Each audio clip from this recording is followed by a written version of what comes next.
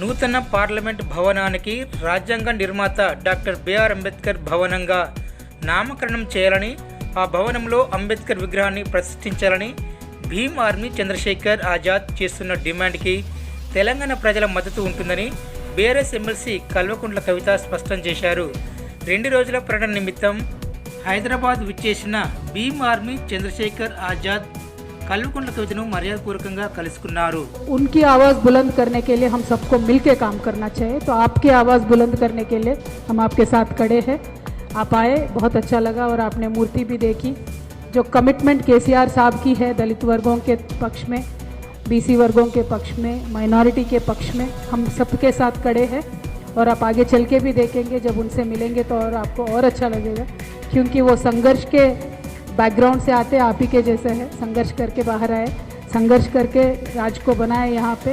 और जो जिस तरीके से हुकूमत यहाँ पे चलती है सारे लोग जानते हैं, हम हमेशा वीकर सेक्शन के साथ ही रहते हैं, तो वही कंटिन्यू करना चाहते हैं। आज देश में ऐसा नेतृत्व का ज़रूरी है, ऐसे सोच विचारधारा रखने वाले लोगों की ज़रूरत आज है, जो सबके बारे में सोचे, जो थोड़े लोगों के बारे में नहीं, सबके बारे में सोचे। तो ऐसे जो सिमिलर विचारधारा है उन सबको मिलके काम करना चाहिए, मुझे ऐसा लगता है। और आप आगे आए हैं, बहुत बहुत आपका धन्यवाद मैं देती हूँ। और हैदराबाद की मेहमान नवाजी आपको देखना पड़ेगा, बिरयानी यहाँ का खाना पड़ेगा, और यहाँ के बिरयानी के बारे में, यहाँ की सारी योजनाओं के बारे में आपको देश भर में बताना भी होगा। और जो आपने डिमांड किया है कि बाबा साहेब अम्बेडकर की मूर्ति पार्लियामेंट में होनी चाहिए, ज़रूर होनी चाहिए, ज़रूर लगनी चाहिए। लेकिन आज की सेंट्रल गवर्नमेंट की जो सरकार है वो तो नाम तक पार्लियामेंट को रखने के लिए तैयार नहीं है, तो उनको मूर्ति लगाने में पता नहीं कितना दिक्कत होगा। तो अब हम सभी लोगों को ज़रूर उसके लिए आवाज़ उठाना पड़ेगा। मुझे पक्का विश्वास है आप जब आवाज़ उठाएंगे तो वो कामयाब भी हम हो जाएंगे, हम सब लोग मिलके। हम आपके साथ खड़े हैं। Thank you so much once again, welcome in Telangana. Thank you. जय तेलंगाना।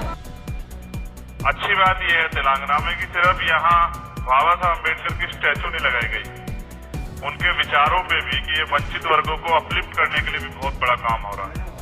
पिछले 2-3 घंटे मैंने जाना किस तरह से यहाँ की सरकार इस प्रदेश में हाशिए पे जो समाज था, दलित, बैकवर्ड, माइनॉरिटी, शेड्यूल ट्राइब, उनको ऊपर खड़ा करने के लिए, उनको मेन स्ट्रीम में लाने के लिए किस तरह का प्रयास करें। मुझे बड़ा अच्छा लगा कि इनकी करनी, कथनी और करनी में ज्यादा फर्क नहीं, इनकी कथनी जो है उसी तरह से ये लोग काम भी कर रहे हैं। और मैं धन्यवाद देता हूँ पुनः इस बात के लिए, एक इस निर्माण के लिए कि जहां लोगों ने बाबा साहब अम्बेडकर को, इतिहास को इस देश से भुलाने का काम किया, इतिहास में जहां पढ़ा जा रहा था वहां से हटाने का काम किया, वहां आप लोगों ने इतना बड़ा जो है बाबा साहब अम्बेडकर का स्टैचू लगा के ये साबित किया। और फिर इसके बाद बराबर में ही हमारी जो सेक्रेटरीट है उसका नाम भी डॉक्टर बाबा साहब अम्बेडकर के नाम पे रखा, ये भी एक बहुत बड़ी उपलब्धि। और मेरा ये मानना है कि जिस तरह से बाबा साहब अम्बेडकर की स्टैचू यहाँ लगी, वो ऐसी स्टैचू जो नई पार्लियामेंट हमारी बनी उसमें भी लगनी चाहिए, क्योंकि पिछली पार्लियामेंट में तो थी।